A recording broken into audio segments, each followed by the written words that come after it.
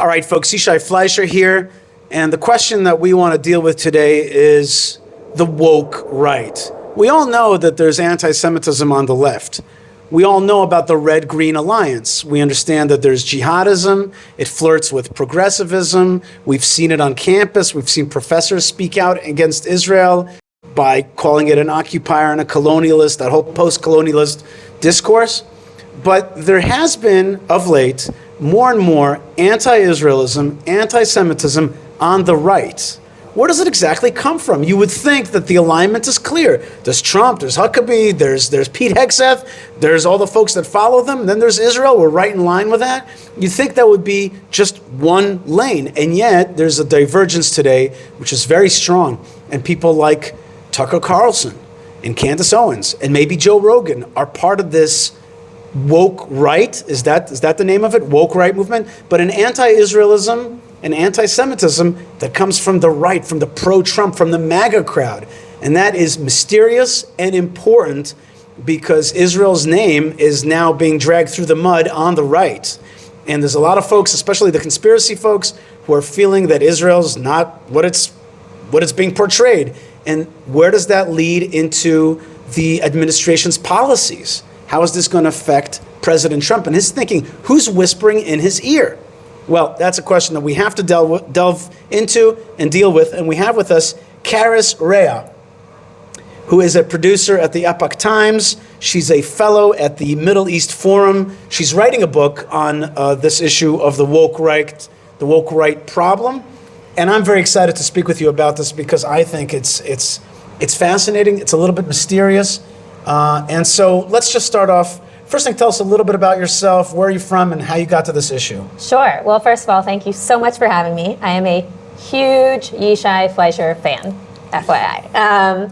And also, I just have to preface this and say that I'm not, these are my own views and do not represent Epoch Times or any media affiliate that I work with. Okay. That being said, I am originally from the Bay Area, a classic Bay Area liberal, I guess is how I grew up. And then I moved to New York for college, and then I stayed there for 18 years. I took a break for a year in 2016 to come to grad school in Israel, and then I moved to DC a couple years ago. Starting out as a liberal, it took me a long time to make the turn towards MAGA conservatism. It wasn't just like overnight, right? I became an independent, and then I became a conservative, and then I became a Trump conservative.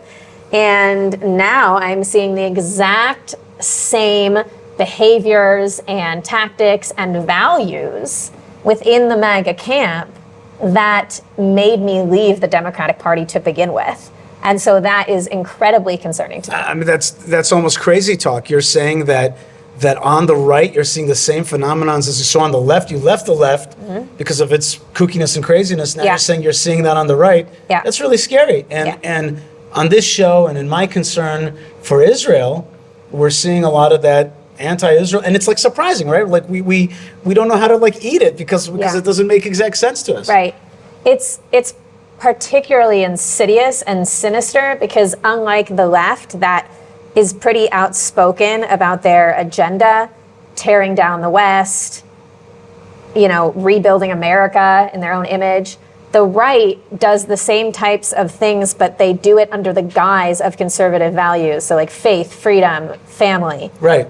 And yet they're actually trying to do what the left is trying to do, which is why they've garnered this moniker woke right. Now, some people don't like that term. What do you mean? What is it? What is the same? What is this sameness that you're talking about? So the sameness is that these individuals who claim to be part of the MAGA movement, claim to be America first, claim to be patriots, claim to be Trump supporters, I argue that they're none of that because they actually have the same anti-American and anti-Western and anti-Semitic values as the woke left does. Not only that. How could that be? The woke left comes out of a godlessness, out of a submission to the jihad. Right. Right? A loss of identity, and therefore accepting upon themselves this like strong identity of jihadism. Right. Okay, that's where that psychologically comes from. On the right, these people are godly, full of American identity or other identity. They have an inner kind of strength? Why would they be pro-jihad or anti-Israel? Like, I can't understand the psychological... Well, there's a lot of things to break down here. I mean, we have to look at the different elements that constitute wokeness or wokeism. There's certain tactics that everybody associates with wokeness today in 2025. Things like postmodernism, things like cancel culture, identity politics, intersectionality, a victimhood complex, bullying, self-righteousness. So these are anti-war, utopianism. These are all things that the right is doing, and we can go through each one, and I could give you examples of it. But in terms of just the anti-American element, the anti-Western element, while these individuals say that they're pro-America and pro-Trump, in actuality, they frequently endorse guests. They have guests on their show that are straight up CCP propagandists, Iranian shills, or Putin apologists. And so these individuals, not only do they entertain our enemies on their platforms, but they deny that these are our enemies at all. Wow. Even though there's no secret about the CCP's plans for America. It's pretty outspoken about what it's trying to do. It literally has a 100-year plan to destroy America. Iran, with its death to America chants, on a routine basis, on the streets and in the Supreme Council. And okay, I know about China. I know about Iran. Yeah. But are you telling me that Tucker Carlson, who has been, and by the way, you pointed out something about platforming. Mm-hmm. Like, the way that they do it is that they don't usually say it themselves. They just platform somebody else. Sometimes they say it themselves. Right. Like Candace was saying, right? Yeah, and I mean, Tucker is really smart. He tends to be a little more sneaky, but people, like, he's dressed like all American. He's got this like red, this like woodsy background. He's like Mr. Sure. And by the way, I love his set. Yeah. It's not as good as this pizza set, but but I love his set. But like, he's playing it like he's like a regular lumberjack. Right. So he's like Abercrombie and Finch, and and he's like doing that thing. Yeah. And it's hard. Like, are you saying that he's mouthing the ideas of Chinese Communist Party, of course. of Qatar, of Iran? Of course. I mean, he literally had Jeffrey Sachs on his podcast, not once, not twice, but 3 times. Jeffrey Sachs is a dyed-in-the-wool UN globalist. He literally works for like the UN Sustainability 2030 development goals. I mean, this is everything that the conservatives are supposed to be against. He's also a CCP state media talking head, and they bring him on because he will just bash America relentlessly, and that's what he does on Tucker's show. And you're like, wait a second, I thought Tucker is a patriot. That's CCP. Then Iran, yes. I mean, he has people on all the time that are talking about how war with Iran would be a disaster, not just because of like the casualties and the death and the suffering, but because there's no reason for it, because essentially this is just a neocon plot, like by the Zionists. Neocon is a new word, right? Like, it's an old word, but today it means like a Zionist Jewish cabal and conspiracy. just like on the left, it was a pejorative used on the left, right? Like, if you're and I'm not a neoconservative, so I understand, and neither is Trump. But essentially, like, instead of acknowledging the truth of the fact that like America has enemies, they've said they are our enemies. Instead, the woke right imagines that this is all some neocon conspiracy to draw us into war and to further bloat the military-industrial complex and to further serve the interests of Israel. And yeah, right, Israel's a warmonger in their minds, right? It's a war creator, warmonger. It likes military. Netanyahu is this very powerful global he's a tyrant who has plans for a greater Israel. Right. Yeah. Well, okay, but is able to lead America along using AIPAC and using for sure. Israel's a client state of America. That's what they say. Israel's a client state of America, or is America a client state of Israel? No. They say Israel's a client state of America because they say America is just giving money to Israel, and Israel just has America wrapped around its finger, and it has America hostage, and it's making America do what Israel wants. This is that's what they imagine. That's not too different from what we hear on the left in terms of Israel, in terms of Jews, Israeli Jews. So that's one element of how they're similar to the woke left, is just their kind of extreme anti-war, neo-isolationist posturing. And one of the reasons why this is so dangerous is because they're trying to make people imagine that this is actually Trump's foreign policy. Neo-isolationism is Trump's foreign policy. That is such an oversimplification of what Trump believes. Trump has been very clear about his foreign policy. It's peace through strength. It's what Sebastian Gorka calls the middle way between neo-isolationism and neoconservatism. It's being much more vigilant about how we spend taxpayer dollars abroad, security-wise, and being cognizant of how bloated the military-industrial complex has become. And while still carrying a big stick and understanding that we have enemies out there that need to fear us. And he also understands that we need to defend our allies that truly like America, not our pseudo allies like Western Europe, but the smaller states that actually align with America's values. Because if more aggressive rogue terrorist actors or nations like China or Russia or North Korea attack those little states and are successful, that's one step closer to us being vulnerable on our own soil. And we are trying to prevent a war on our own soil. So what you're saying is cut down on the bloatedness, rein in monies that are being spent, taken away from the people, shrink government a little bit, but at the same time, fight the bad guys and don't let America not be a power around the world. And I have a friend who's very high up, and he says to me, Trump's outlook is very much about containing China. It's about China containment. Absolutely. And I'll tell you, you don't have to be even a big pro-American person to be concerned about the influence of China in this world. I get nervous even about Chinese cars. I'm like, is this car going to? I'm not going to buy a Chinese car, but is this car going to be like? I don't think you should go to that rally, Yishai. I think you should go back home. Right. I'm afraid of that kind of stuff. It's a surveillance state, and they have a military-civil fusion policy. It's a dual-use policy. Right. Every single commercial activity that they can engage in within their laws, the CCP is allowed to use whatever civil application of anything they do for their military and political purposes. All right, but one thing that you haven't answered for me yet is the why. I don't think I understand why.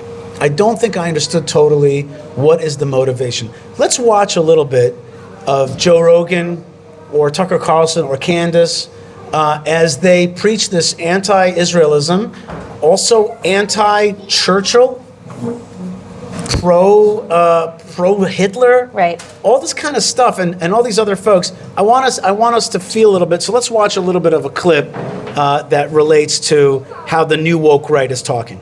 Thinking that about the Israel-Palestine thing, I'm probably the only person in the world who doesn't have very strong feelings on it. When that becomes the biggest news story in the United States, a conflict across the globe, and when these protests are blown so out of proportion by all news media, you have to think, like, maybe this is not a reflection of reality. Like, maybe I'm being played here a little bit, right?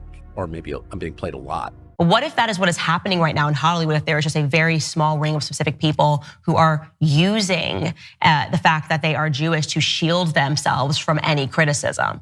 It's food for thought, right? And I think, again, there have been enough people that are speaking out about a ring in Hollywood, also a ring potentially in DC, that we should start to ask those questions, all of us.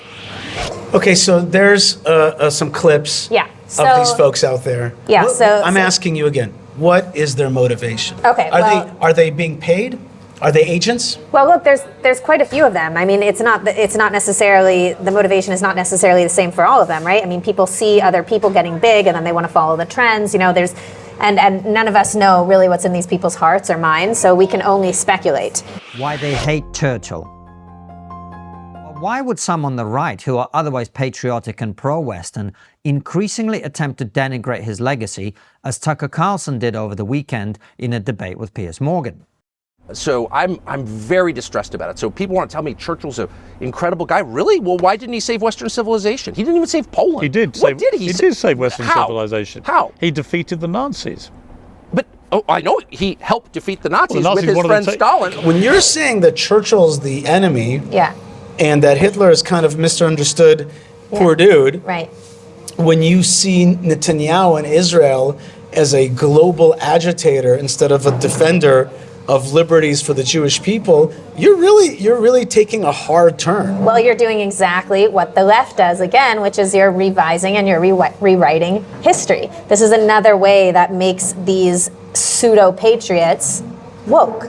Because just like the left goes and tears down statues and tries to, recreate the founding of America with their 1619 project, Right. that's exactly what these people are doing What's their with motivation? revising World War II. Where are they history. coming from? So Tell me what. it's- Let's go here are to the Tucker. possibilities. Yeah. We don't know for sure. Here are the possibilities. Yeah. Foreign funding is certainly a possibility.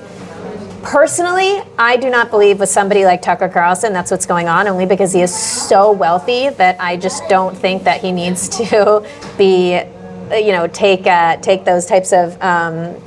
Take those monies from abroad, but who knows? Maybe there's ties and business deals. Who knows? But I think it's very, very possible that some of the other figures, like Dan Bilzerian or the Tates or even Candace Owens or Ian Carroll, I think it's very possible, and I would encourage people to look to research whether these people are funded by bad actors like Qatar or Russia. That would be the most likely, but they could also be funded by Iran or China or other enemies that we have.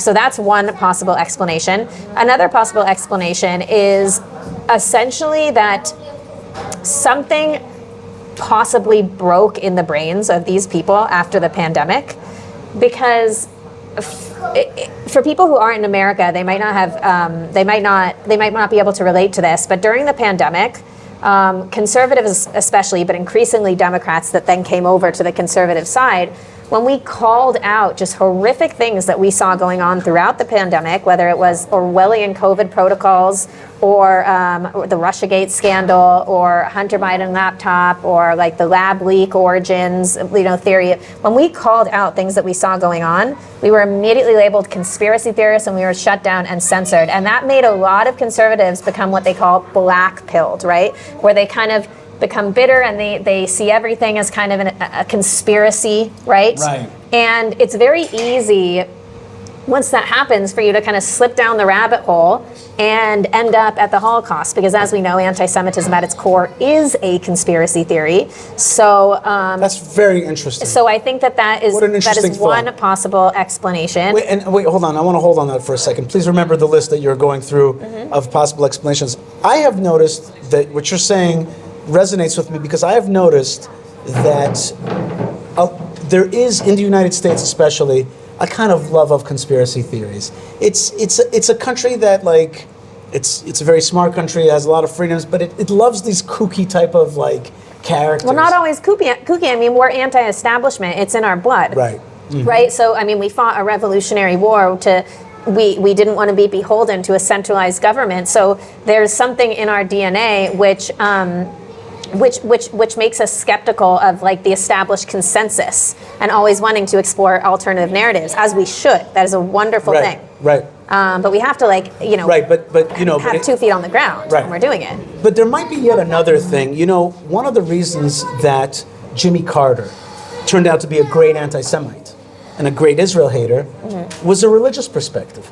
He had a classic Christian perspective that Christianity superseded the Jews, that the Jews are stiff-necked, Sure. that they didn't fulfill God's will, Yeah. and therefore they deserve to be punished, and they're stiff-necked to this very day. Right. And the advent of Israel was actually a religious problem, like a dilemma, Yeah. because suddenly here's the shiny Jewish state and looks like it's being fulfilled, and he said that the promises of the Bible are being fulfilled, and he set his heart to shrink Israel. Right. And he was a robust Right. and very successful Israel shrinker.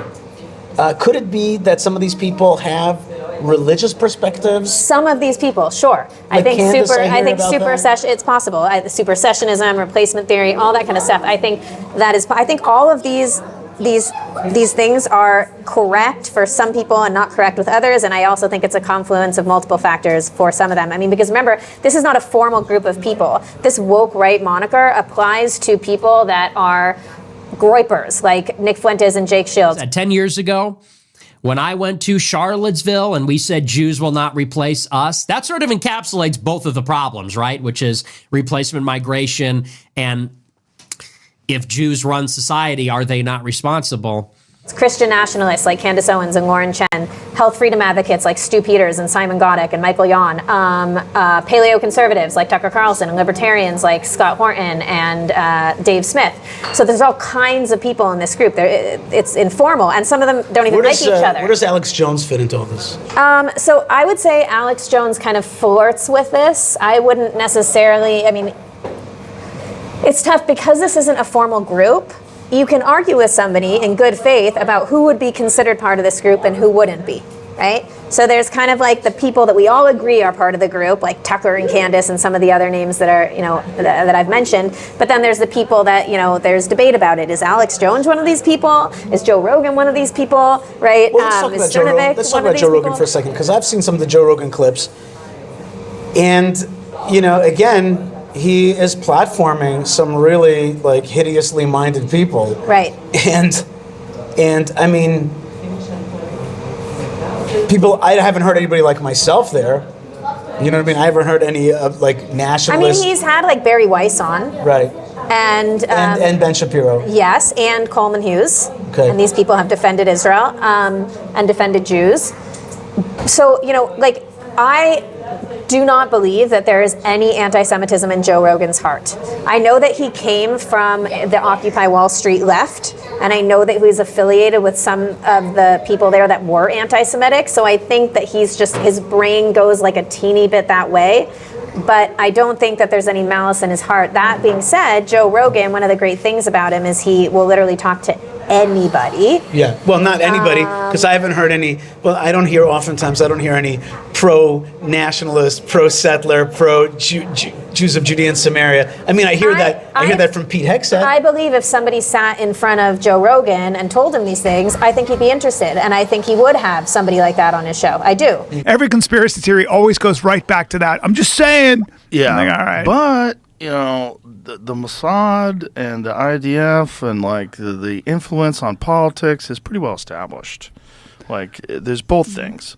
It's no, it's not the Jews aren't the problem in the whole world. No, and when everything goes sideways, people always do start blaming the Jews. Always. Was it Jordan who started talking? Where's it Gad Saad who started talking about it's one of the marks of a collapsing society when they start blaming everything on the Jews? They blame the Black Plague on them. They're like, you guys cover your wells. My thing about that is whenever people go bad on the Jews, I'm always like, yeah. Do you like Hollywood? They invented that. Yeah. And improv. Maybe and not, monotheism. Maybe that's not good. But then also... And stainless steel. Did they and invent virtual reality. Steel? Yes, and virtual reality. Listen, they have more... Eastern European Jews have more Nobel Prizes than I think any other ethnic group. They're incredible. Yeah. Nobody wants to... Incredible group of and humans. Let's just talk about art and everything else. Einstein, Freud, it just goes on and on. So... You're going to have How many people, comics? How many comics are Jews? Oh, my God. Jesus Christ. Some of the funniest people of all time. One of the greatest of all time, Lenny Bruce. Thank you. Groundbreakers. The literal starter of this whole thing. Groundbreakers. Yeah. Mm-hmm. I don't think that there's a hidden agenda with Joe Rogan, but the problem is that Joe Rogan also watches Tucker Carlson, and he's part of this new zeitgeist of pushing back against the consensus. And now that Trump is in power, and the Trump administration is essentially the establishment now, right? The anti-establishment view for them is not supporting Israel. That's the cool thing to do now. And you were talking about us loving conspiracy theories. There is this psychological glee that we get when we believe we have this secret knowledge, right. and we know the truth, and we're holding on to it, and everybody else is blind, and we're it makes us feel worthy and our life has meaning. I think you see that a lot with That's very interesting. like Candace Owens. So I think that the Christian thing is definitely, I think one of the reasons that has been resurrected is, again, it might be a backlash to the fact that Christians have been so held down in America. They've been so marginalized. The 10 Commandments taken out of schools and everything like that, and Christians are being, their churches are being regularly defaced in Canada and burned to the ground, let alone the persecution happening and abroad. let's not forget that there's been not a few Jews on the liberal progressive left that you could react to and be like, these people are the anti-God, anti-Bible, anti-Christ, type folks, and this thing that they're doing is against our values, and then that could fit right into a certain kind of Christian way of thinking. Totally, they see Jews in America as these like liberal globalists, right? Right. So yeah, I mean that's resurrecting some of the kind of like Nazi-esque, like far right kind of ideology. Well, let me ask you this: 2 questions for you, okay? Sorry, I don't like to do 2 questions together, but I don't want to forget them. One is, but they're related. One is, how cool is this becoming? I think that the issue of cool is under thought about. Yeah, I agree. Cool is important. Because remember that Elon Musk freed X. He freed X from the chains of censorship and politicization. Right. So these people that are saying these very blatantly anti-Semitic things, and some of them are saying them blatantly. Tucker Carlson doesn't, but some people are. They're not going to necessarily, immediately get shadow banned or suspended. And I think that's a good thing. I don't think the answer to this problem is censorship. I really don't. Let's get to that in a second about what the answer is. So, but is it cool or not? So I think now increasingly in an atmosphere in which X gives you free reign to be as conspiratorial and say the most outrageous things possible, and that's what's going to get you clicks, that's what's going to get you money, that's what's going to bring people in. Yeah, I think it's tremendously cool for these people. And I was going to say when we were talking about, on campus, is it cool? Is it cool out there to hate on Israel? But I think that because this is mostly, not entirely, mostly an online phenomenon on places like X and TikTok. But because you have somebody like Tucker, who has the ear of people like Trump and Don Jr. and JD Vance, it can translate to the real world and to the state and to and to policy. That was going to be my next question, which is policy. Because we all know politics is downstream from culture. Sure. So if enough hearts and minds are changed by these people online, and these people have millions of followers, I mean, Tucker Carlson has more followers than there are Jews in the world. And if enough hearts and minds are changed in the Republican Party, who knows how that could shape shape policy. Right. So we have this thing that Israel doesn't always understand America, but they're like, oh yeah, the evangelicals are with us. Well, things are changing, and that could impact policy. And I was going to say, when we were going through the reasons, the possible reasons why this is happening, right? One of the reasons we didn't get to, which we just kind of touched on, is the grift. Right, so if you have if you see people, just 1 or 2 people like Tucker or Candace making getting so many followers, and getting so much prominence from this type of behavior, then that attracts other people who are looking for a source of online fame or fortune, and they're like, ooh, let me tap into what they're doing. And I'm sure that some of these people that have gotten tens of thousands or hundreds of thousands of followers are just doing it because now it's cool, now it's trendy. They see how many likes and clicks it gets you. Right. So there's all kinds of motivations. Well, cool is a big problem. I actually think that our beloved state of Israel is oftentimes not thinking about what's cool out there. Right.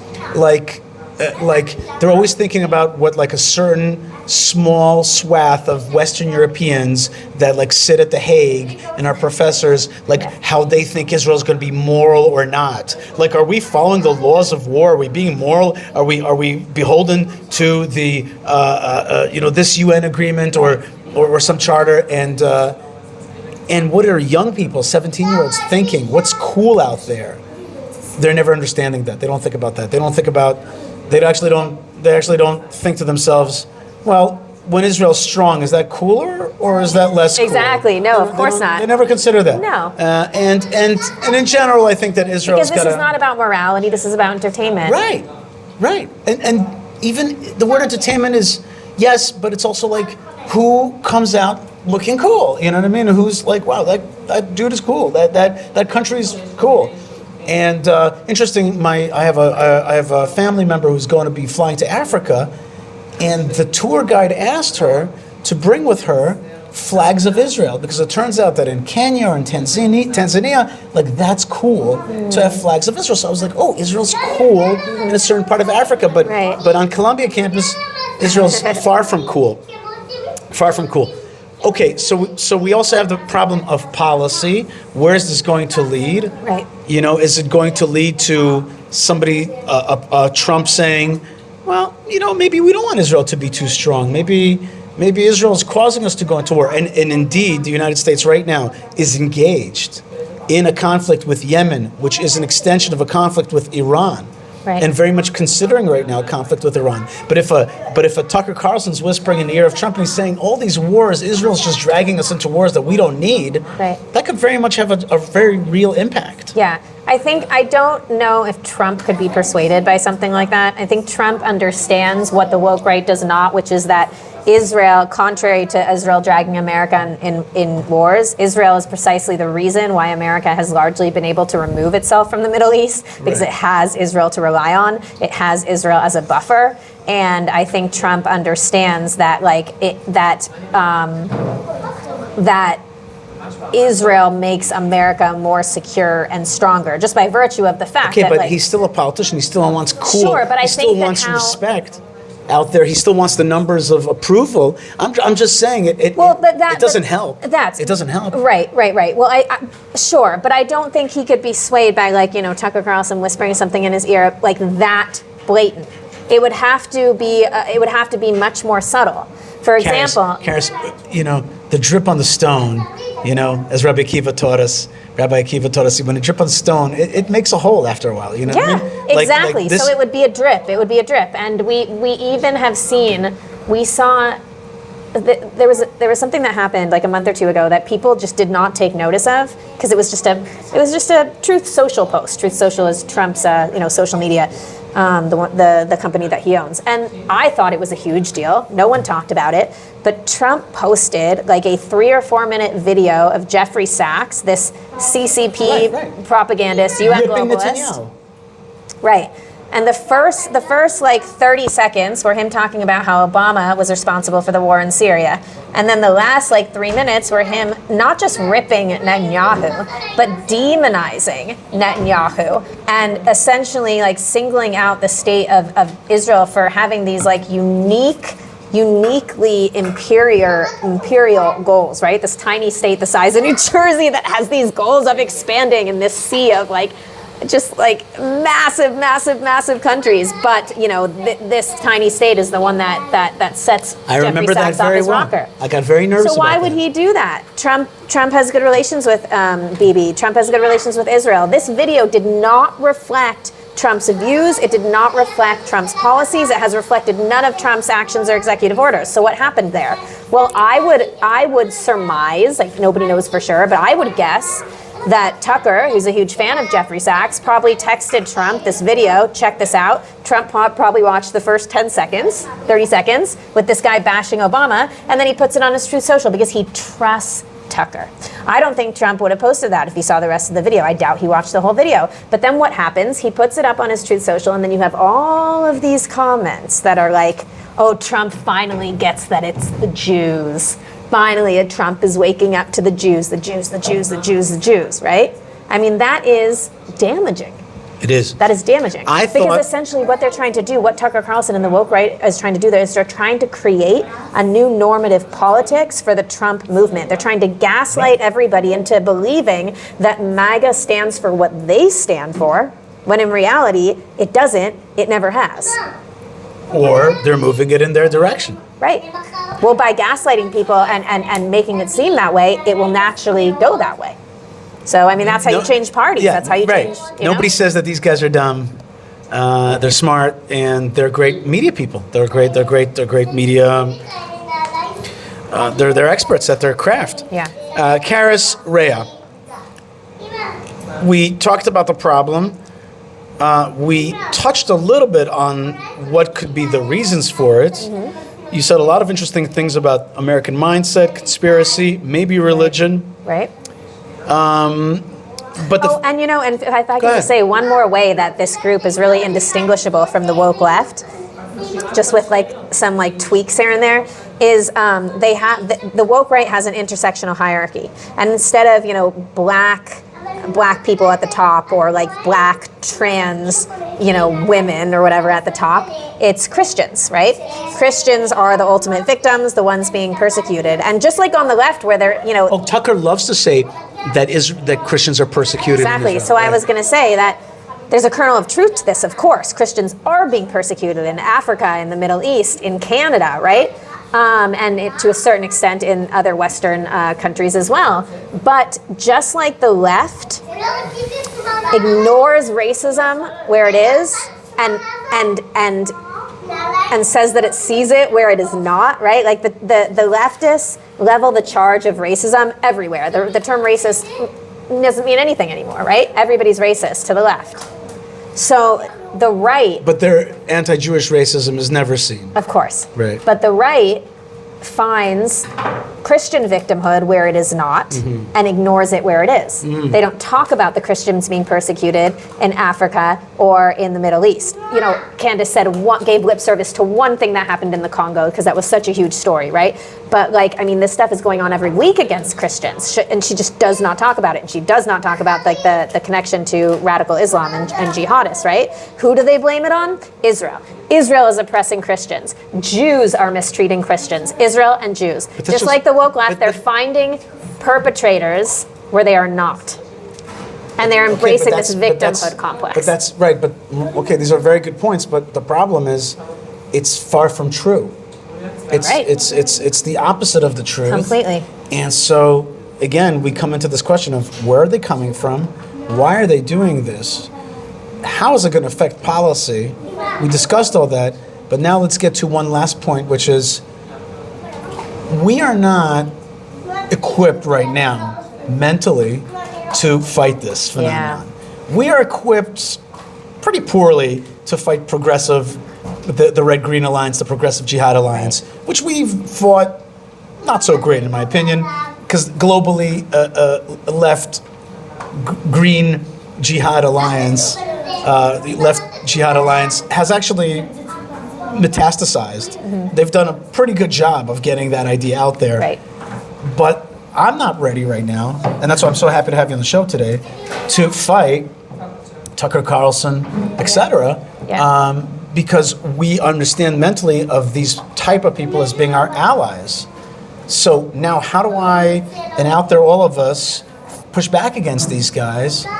And how do we not become the exact people that you're talking about, where we see enemies everywhere, where we're like, we got enemies on the left and enemies on the right, and we're everywhere. We all thought that Trump and Trumpism, MAGA, was a pro-Israel movement. Yeah. Now we're waking up to a new reality. It is still a pro-Israel movement, largely, and it's not like this If I go to phenomenon. CPAC, what's cooler, pro-Israelism or woke rightism? Pro-Israel because it's still Mercedes and match-laps. So, but there is going to be the occasional detractor at CPAC.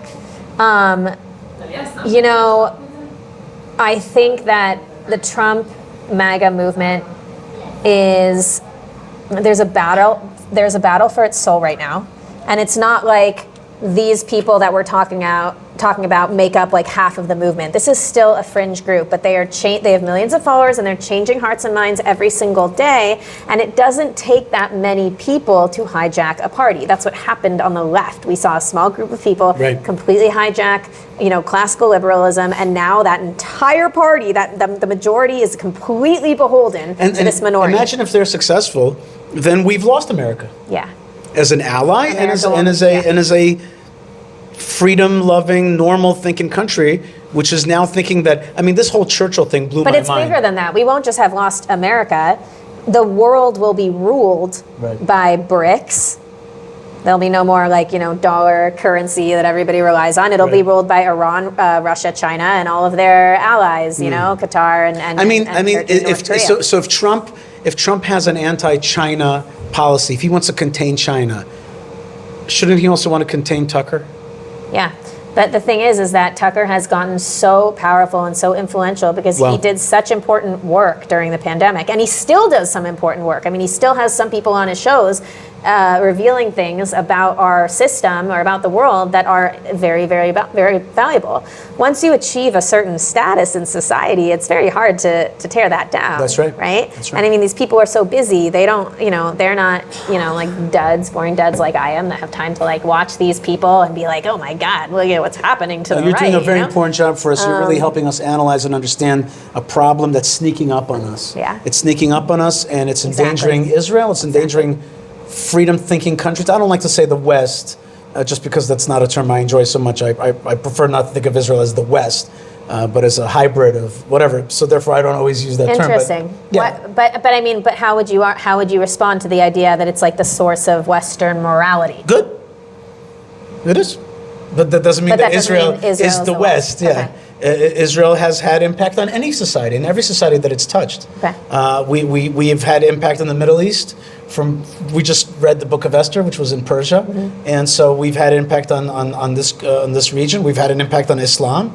We've had an impact throughout, and I just think of us as a hybrid people that are East and West. Our calendar is East and West. Right. Our country is an East and West country, et cetera, et cetera. So I don't like to align Israel with the West always. Also, I just don't want to always align with that. I want to see Israel as a kind of light to the world. But in any case, I do think there's something called, I haven't come up with the greatest name for it, but freedom-loving countries. Well, ones who espouse Judeo-Christian values, maybe? Right, so that I have a problem with that term also. Yeah? I just have a simpler term for me, which is biblical values. Biblical values, Sure, I feel good with that term. Sure. I feel safer with that term. In any case, we are, the bad guys are working hard. They are working hard. Yes. And they're, and I think it's important to respect them as well, to understand how serious how serious they take this. And Israel is got to wake up to this situation. You haven't given us yet suggestions about how to fight it, but we have to think about it. And we'll hear more from you. But we do have to think about how the anti-Israel narrative creeps in. Hating the Jews is an old phenomenon. Blaming the Jews is an old phenomenon. Yeah. And yet, there are people in the United States and around the world that see Israel, and its re-emergence as a light to the world, as a beacon of freedom, as a beacon of God's presence in this world, and of goodness and of order. And right now, that's being undermined by people on the left, by people on the right. Israel's got to wake up to it, because Israel should, in my opinion, send out a great narrative that people can cling on to.